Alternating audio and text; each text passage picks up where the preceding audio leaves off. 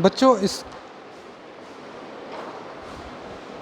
Taylor के principles पढ़ने के बाद फेयोल्स के प्रिंसिपल पढ़ने के बाद आगे आते हैं हम टेलर के प्रिंसिपल्स पर, है ना।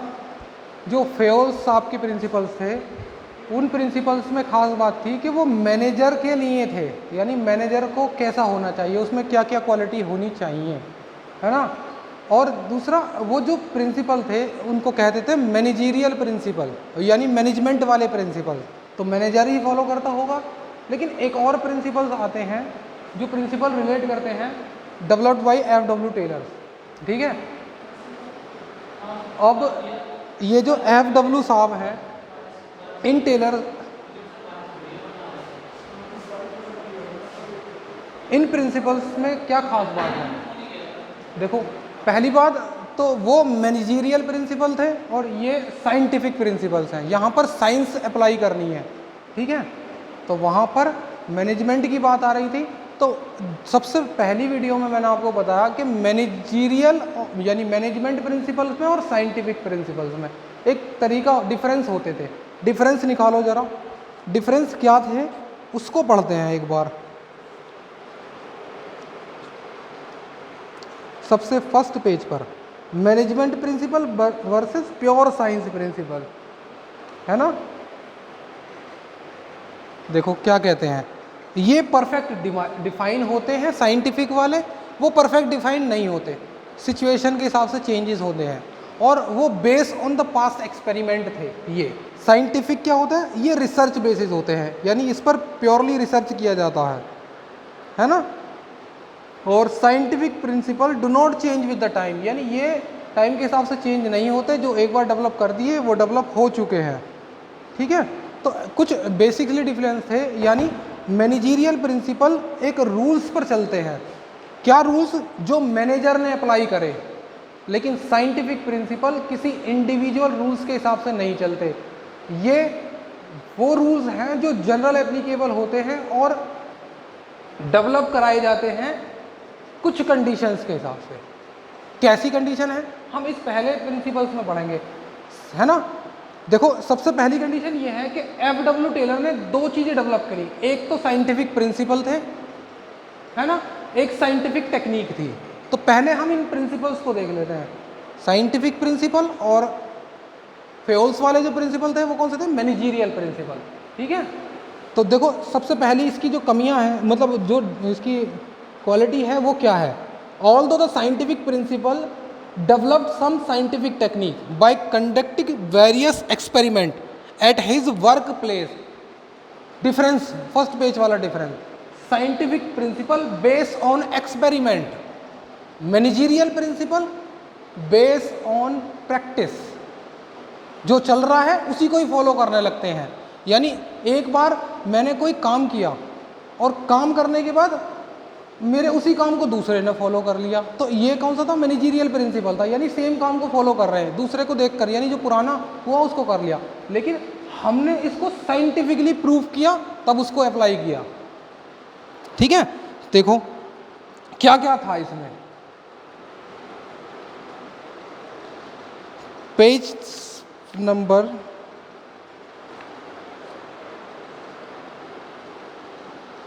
82-83 इस पर आओ। मीनिंग देखो इनका बैकग्राउंड क्या था, ये सेल्फ पढ़ने हैं आपको। F.W. टेलर एक इंजीनियर थे जिन्होंने ये साइंटिफिक टेक्निक डेवलप की थी, यानी ये टेक्निक ओवर रूल करती है मैनेजीरियल टेक्निक को, क्योंकि मैनेजीरियल टेक्निक कहती है कि किसी मैनेजर की बताई हुई बातों को, यानी मैनेजर के एक्सपीरियंस, मैनेजर क्या करता है अपने एक्सपीरियंस के बेस पर या दूसरे मैनेजर के एक्सपीरियंस बेस पर आगे काम कराता है, लेकिन साइंटिफिक टेक्निक एक्सपेरिमेंट के बेस पर काम कराती है। तो ये ओवर रूल करती है पुरानी वाली टेक्निक को, है ना। पढ़ो जल्दी से meaning, page number 83। The scientific management can be define as application of science, science लगा रहे हैं बच्चों, यहाँ कॉमर्स में साइंस को अप्लाई कर रहे हैं, ठीक है।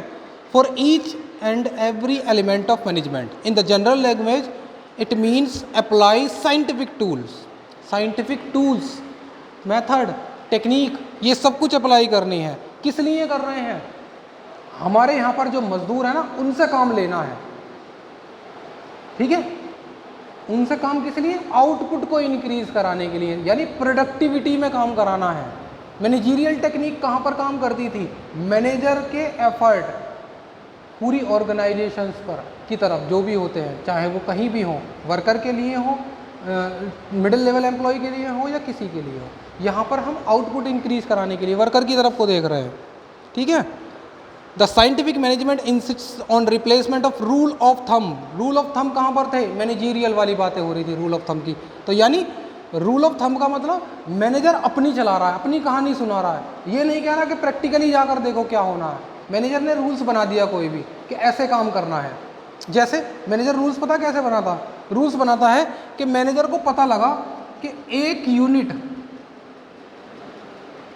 पेन को बनाने में, मैं पेन की बात कर रहा हूँ, या फैन, एक फैन बनाया इसने, पंखे की बात कर रहे हैं हम, उसे बनाने में 1 घंटा लगा। अब 1 घंटा ये जो बनाया होगा, पहले एक रूल्स बनाया होगा, उसी को ही मैनेजर फॉलो कराया जा रहा है कि 1 घंटे में 1 पंखा, 10 घंटे में 10 पंखे तैयार करके दो, फैन तैयार करके दो। तो ये क्या है? रूल ऑफ थंब, यानी पुराने रूल्स को बार बार फॉलो कराया जा रहा है। ठीक है। लेकिन साइंटिफिक टेक्निक क्या कहती है? साइंटिफिक टेक्निक कहती है कि इन दिस सिचुएशंस ये हुआ था, आज हमने 50 मिनट में एक फैन बना दिया आज, तो हमें 50 मिनट का एवरेज निकाल कर दो, यानी स्टैंडर्ड टाइम। स्टैंडर्ड टाइम क्या होता है कि 10 घंटे में 10 पंखे बनेंगे, लेकिन ये तो स्टैंडर्ड टाइम है जो पहले एक टेक्निक पर बनकर आया कि इस बेस पर पंखे बना करते थे, एवरेज टाइम, यानी हर घंटे में एक पंखा बनता है। लेकिन आज अगर तुम इससे कम में बना कर दोगे तो आउटपुट और इंक्रीज होगा। अब वो कम में कैसे बना कर देगा वर्कर? वर्कर को इंसेंटिव स्कीम दीजिए, क्या कि अगर तुम जनरली हमारे दिए हुए टाइम पर काम करते हो तो 10 घंटे में 10 पंखे बना कर दोगे, यानी मजदूर को जो वेजिस मिलेगी इस 10 फैन बनाने में जो वेजिस मिलनी चाहिए वो मिलेगी। लेकिन अगर मजदूर चाहे तो एक्स्ट्रा एफर्ट करके एक्स्ट्रा फैन भी बना सकता है, यानी उसने 10 घंटे में 11 बना के दे दिए, मान लेते हैं, तो इस एक फैन एक्स्ट्रा बनाने में मजदूर को बेनिफिट मिला या नहीं मिला? तो इसी टेक्निक को अप्लाई कराई जाती है। कैसे? मजदूर क्यों चाहेगा 10 की जगह 11 बनाने, जब हम उसको एक्स्ट्रा बेनिफिट दें। मानो हम मजदूर को देते हैं एक फैन बनाने के 100 रुपीज़, तो 10 फैन बनाने के हम उसको कितने देने चाहिए? 1000 रुपये। लेकिन मजदूर के दिमाग में एक बात है कि अगर वो 11 बनाएगा तो उसे 1100 ही मिलेंगे। लेकिन हम मजदूर से कहते हैं कि अगर तू 11वां पंखा बना दिया, एक फैन एक्स्ट्रा बना दिया, तो हम तुझे 1100 ना देकर 1125 रुपये देंगे, यानी 25% एक्स्ट्रा दे रहे हैं। तो इससे क्या होगा? उसमें एक्स्ट्रा वर्क करने की, ओवर टाइम करने की क्रेविटी आएगी, जिससे वो फालतू काम करेगा और उसका रिजल्ट किसको मिलेगा? हमें ही मिलना है भाई, आउटपुट का रिजल्ट। तो ये टेक्निक होती है साइंटिफिक टेक्निक, यानी वो टेक्निक लेकर आनी है जिससे हम ज़्यादा से ज़्यादा आउटपुट करा सकें। Scientific technique based on present situation चलनी है ना। तो ये कहते हैं, देखो पढ़ो बच्चों, साइंटिफिक प्रिंसिपल में science not rule of thumb, first पर आते हैं।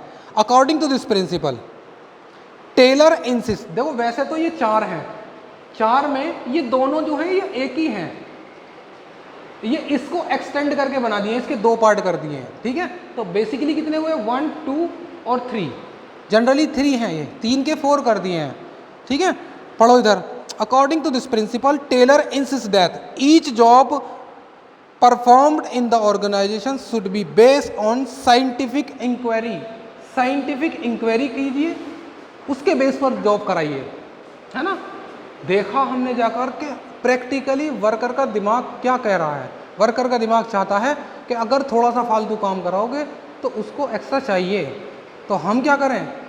हम जाकर उसको एक्स्ट्रा देने का बेनिफिट दे देते हैं। वर्कर का दिमाग कहता है कि अगर संडे में हम उसको छुट्टी दे देते हैं, वीकेंड में 6 दिन काम कराते हैं और संडे में उसे रिफ्रेश होने के लिए छुट्टी देंगे, तो वो मंडे में जब जॉब करेगा आकर एक्स्ट्रा एफर्ट के साथ करेगा, है ना। वर्कर का दिमाग कहता है कि अगर हम उसे मंडे में छुट्टी देंगे और हम उसे फ्री मूवी टिकट भी प्रोवाइड करेंगे, तो जब वो मंडे में और ट्यूसडे में हमारे पास आएगा जॉब करने के लिए तो बड़ी खुशी से आएगा, और जब रिफ्रेश माइंड होगा तो उसका काम भी अच्छा होगा। यानी आउटपुट जो आएगा वो किसके लिए आना है? ऑर्गेनाइजेशंस के लिए। तो ये टेक्निक करते हैं टेलर साहब।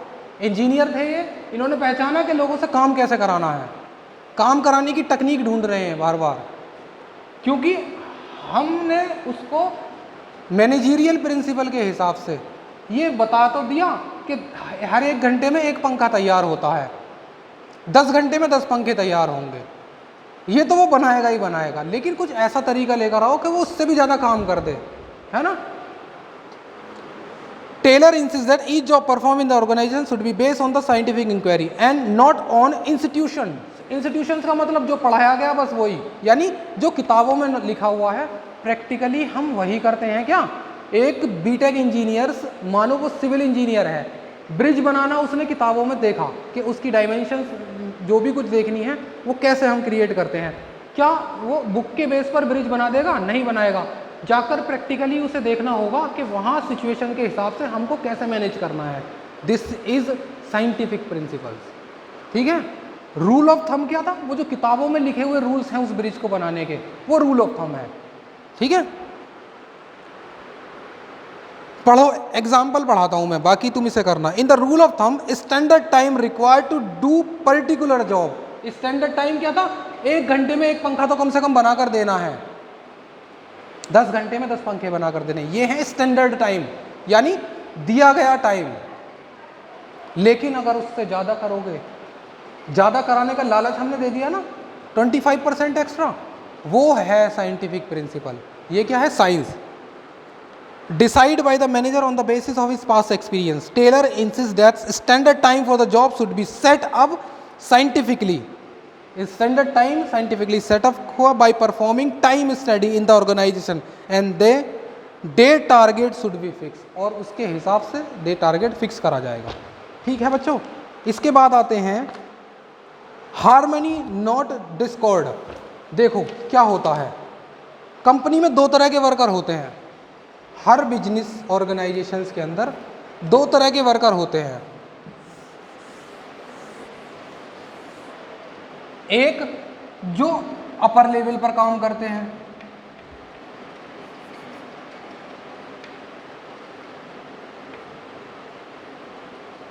यानी management worker, managerial worker, management में काम करते हैं।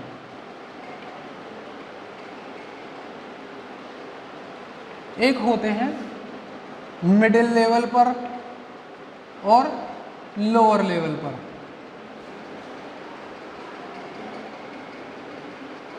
ठीक है, यानी जो टॉप लेवल पर काम कर रहे हैं, ऑफिस में काम कर रहे हैं, 2 तरह से समझ लो।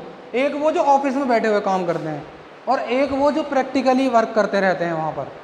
तो क्या होता है कि जो लोअर लेवल के प्रैक्टिकली वर्क करने वाले वर्कर होते हैं, वो सोचते हैं कि सारी मेहनत तो हम कर रहे हैं, ये तो खाली ऑफिस में बैठे हुए आराम से टाइम काटते हैं, है ना, एसी में बैठे रहते हैं, पंखे में बैठे रहते हैं, कुछ नहीं करते ये। और ये क्या सोचते हैं कि सारा दिमाग तो हम लगा रहे हैं, सारे एफर्ट हम कर रहे हैं, प्लान हम कर रहे हैं, टेक्निक हम लगा रहे हैं, इनका क्या है, आए यूनिट बनाई और तेज गए घर को, है ना। तो मीन्स क्या है, ये सोच रहे हैं कि सिर्फ हम मेहनत करते हैं, ये सोच रहे हैं कि सिर्फ हम मेहनत करते हैं, लेकिन इनर रियलिटी क्या है, अगर ये काम करना बंद कर दें तो इनका कोई रोल नहीं, और अगर ये काम करना बंद कर दें तो ये बेकार। ठीक है, मीन्स दोनों को एक दूसरे के साथ मिलकर काम करना है, तभी ऑर्गेनाइजेशन गोल को अचीव किया जा सकता है। This is harmony not discord. पढ़ो इधर। According to the principle, those who are work together in organization must work in harmony, that is with the mutual give and take, यानी गिव एंड टेक की policy है। अगर school में खाली teacher ये सोच ले कि मेरी मेहनत से रिजल्ट आएगा तो पॉसिबल नहीं है, या सिर्फ स्टूडेंट ये सोच ले कि मेरी मेहनत से रिजल्ट आएगा तो पॉसिबल नहीं है। रिजल्ट आएगा टीचर और स्टूडेंट की मेहनत से। ठीक है, जब दोनों म्यूचुअल अंडरस्टैंडिंग में वर्क करें। ठीक है, गिव एंड टेक की पॉलिसी है, मैं पढ़ाऊँगा तुम्हें पढ़ना है, मैं पढ़ाऊँ और तुम ना पढ़े तो बेकार, तुम ना पढ़ो, तुम पढ़ो और मैं ना पढ़ाऊँ तो भी बेकार। ठीक है। Generally in the every organization there are two group of the people, दो तरह के ग्रुप होते हैं, वर्कर ग्रुप और manager group. Management worker group ये है, मैनेजमेंट ग्रुप की बात हो रही है यहाँ पर, ठीक है। जनरल और क्या कहते हैं, both group work as a rivals of each other as a worker, यानी दोनों एक दूसरे के लिए से जुड़कर और एक दूसरे के लिए काम करते हैं।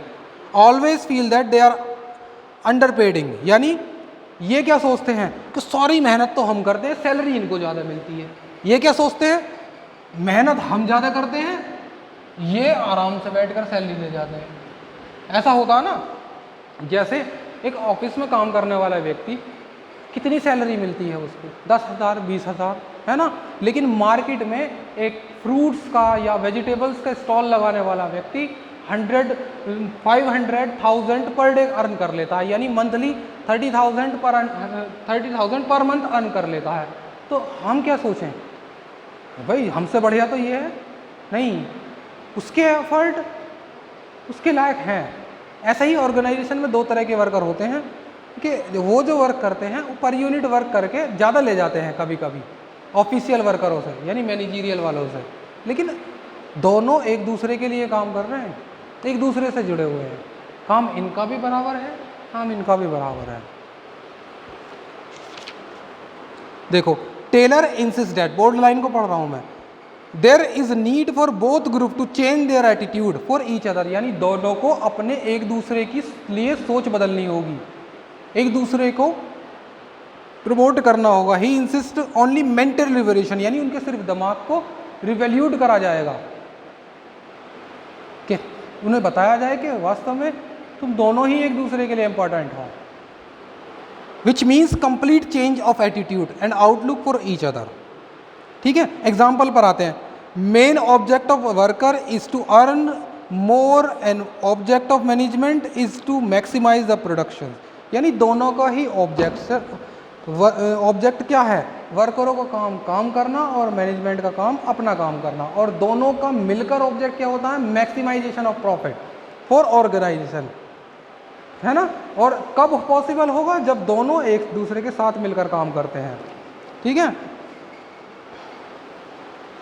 Worker can earn more by producing more which will help in the maximization production also, यानी ये कब ज़्यादा प्रॉफिट मिलेगा इनको, कब टाइम पर अच्छी सैलरी मिलेगी, कब इंक्रीमेंट अच्छा मिलेगा, जब वो काम अच्छा करेंगे।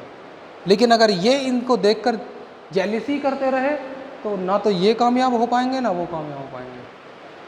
ठीक है, कोऑपरेशन नॉट इंडिविजुअल, मैंने बताया कि ये इसी का ही एक्सटेंडेड पार्ट है। Harmony not Discord, cooperation not individual, इसी का ही एक्सटेंशन पार्ट है। यानी कोई भी अगर काम किया जा रहा है तो वो ये ना कहे कि सिर्फ मैंने किया, उसका सारा जो क्रेडिट है वो अकेले ना ले, हमेशा कोऑपरेशन के साथ में वर्क करे।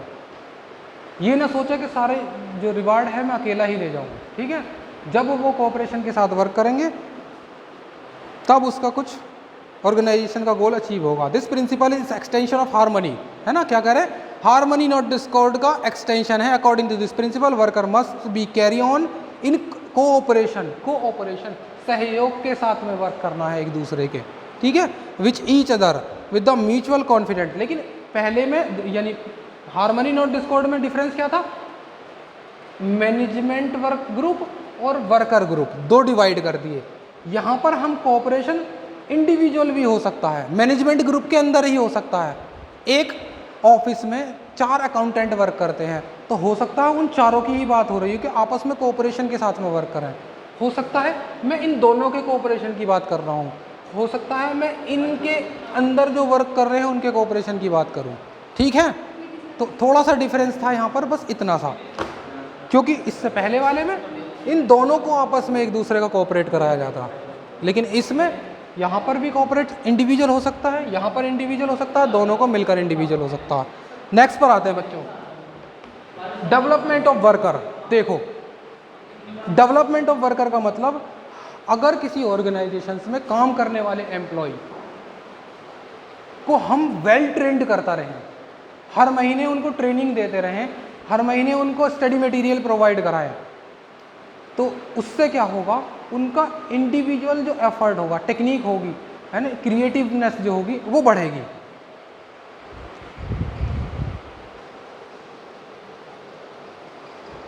ठीक है, तो क्या होगा, हमारी ऑर्गेनाइजेशन हम कोई भी चला रहे हैं, अपने यहाँ काम करने वाले व्यक्तियों को हम क्या करें, ट्रेंड कराते रहें टाइम टू टाइम, और ट्रेंड कराने के बाद उनको मटेरियल बुक्स भी प्रोवाइड करें, भाई पढ़ो, लैपटॉप प्रोवाइड करें ताकि इन्फॉर्मेशन सर्च करें वो, यानी इससे क्या होगा, वो क्रिएटिव बनेंगे, और जब वो क्रिएटिव बनेंगे तो उसकी क्रिएटिवनेस का फ़ायदा किसको होगा, जहाँ वो काम कर रहे होंगे, है ना। तो यही है हमारा ये प्रिंसिपल, अपने वर्कर को डेवलप कराना। मोस्टली कंपनीज क्या करती हैं, मोस्टली कंपनीज देखना कि जैसे एनसीआर में जॉब करते हैं तो जहाँ उनका ऑफिशियल वर्क होता है और उनकी जो रेसिडेंशियल प्लेस होता है उसके बीच में मानो अगर 10 किलोमीटर की डिस्टेंस है तो वो कैब फैसिलिटी प्रोवाइड कराती हैं। क्यों कराती हैं कैब, यानी उनको घर से पिकअप कराया जाता है उनके रेसिडेंशियल प्लेस से, और फिर बाद में जॉब के बाद उन्हें घर ही छोड़ाया जाता है, और वो बिल्कुल फ्री ऑफ चार्ज होता है, कंपनी उनसे कुछ चार्ज नहीं करती, यानी कंपनी अपनी पॉकेट से देती है उस एक्सपेंस को। इसमें कंपनी का क्या बेनिफिट है, बेनिफिट कंपनी कहती है कि मेरा एम्प्लॉय जब वो प्राइवेट व्हीकल से आएगा तो वो आता आता ही थक जाएगा, तो फिर मेरे यहाँ आकर काम कैसे करेगा। तो कंपनी कहती है कि मैं अपने एम्प्लॉय को रिफ्रेश माइंड के साथ में अपने पास लाऊं और उसको जल्दी ड्रॉप करूं ताकि वो रात में अच्छा रेस्ट करे और अगले दिन जब मेरे पास आए फिर रिफ्रेश माइंड के साथ में आए। तो ये डेवलपमेंट ऑफ वर्कर्स है, उसके लिविंग स्टैंडर्ड को डेवलप करूं, उसकी वे ऑफ टॉकिंग को डेवलप करें, उसकी माइंड क्रिएटिविटी को डेवलप करें। यानी कंपनी फैसिलिटी प्रोवाइड कराती है, कंपनी टूर पैकेज देती है अपने एम्प्लॉइयों को, वो इसीलिए देती है ताकि वो बिल्कुल फ्री ऑफ माइंड काम करें, और जब फ्री ऑफ माइंड काम किया जाता है तो वो कंपनी के लिए एक्स्ट्रा एफर्ट के साथ काम करते हैं, जुनून के साथ काम करते हैं, और उसका रिजल्ट कंपनी के लिए आता है। ठीक है बच्चों, तो ये थे हमारे scientific principle of management, 4 scientific principle बता दिए। नेक्स्ट वीडियो में मैं बात करूंगा साइंटिफिक टेक्निक की, यानी वो टेक्निक जो टेलर साहब ने किस पर लगाई, वर्कर्स पर लगाई और उनको काम कराया गया। नेक्स्ट वीडियो में डिस्कस करेंगे। दोनों ही टेलर हो या फ्यूल्स हो, दोनों ही एग्जाम के कल हमारे एग्जाम के पॉइंट ऑफ व्यू से बहुत ही ज़्यादा इंपॉर्टेंट है। ठीक है, केस स्टडी बहुत ज़्यादा आती हैं, प्रैक्टिकल्स में क्वेश्चंस बहुत ज़्यादा पूछे जाते हैं, इसलिए एक एक प्रिंसिपल्स को ध्यान से पढ़ना है। यानी अगर मैं कहूँ कि इस पूरे चैप्टर्स में या अगले 2-4 पिछले चैप्टर्स में सबसे ज़्यादा कंटेंट जो इम्पोर्टेंट है वो FW टेलर्स और फ्यूल्स के प्रिंसिपल्स हैं। ठीक है बच्चों, बाकी डिस्कस करते हैं नेक्स्ट वीडियो में।